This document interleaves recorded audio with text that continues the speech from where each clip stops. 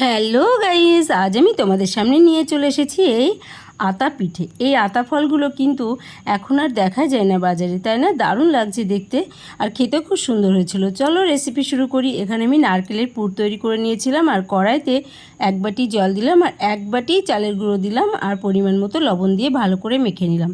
তারপরে নামিয়ে নিয়ে একটু ঠান্ডা করে হাত দিয়ে ভালো করে মেখে ভিজা কাপড় দিয়ে চাপা দিয়ে রাখলাম। এবার ওই খামির থেকে একটু একটু করে নিয়ে আমি বাটি মতো করে নারকেলের পুর ভরে নিলাম।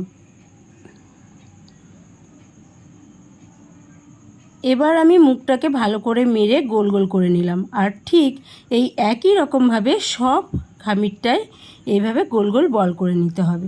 তারপরে আমি এর থেকে 7টা 8টা 9টা যেরকম করে হয় সেরকম বুঝে আতাগুলোকে এইভাবে চেপে চেপে গোল গোল করে নেব। দেখো কত সুন্দর আতার মতো লাগছে দেখতে। এবার আমি হাতে একটু ফুড কালার নিয়ে এইভাবে আতাগুলোকে মাখিয়ে নেব। আর দেখো পুরো মনে হচ্ছে সবুজ রঙের আতা, দেখতে কিন্তু খুব সুন্দর হয়েছিল।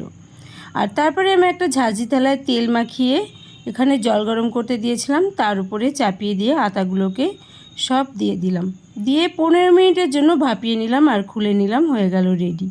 দেখতে পাচ্ছ কত সুন্দর লাগছে। আর এইবার আমি আতার উপরে পাতা সমেত একটা করে ডাল প্রেস করে ঢুকিয়ে দিয়েছিলাম সুন্দর দেখতে লাগার জন্য। আর দারুণ দেখতেও হয়েছিল, খেতেও খুব সুন্দর হয়েছিল। তোমরা প্লিজ বাড়িতে একদিন হলেও বানিয়ে খেও।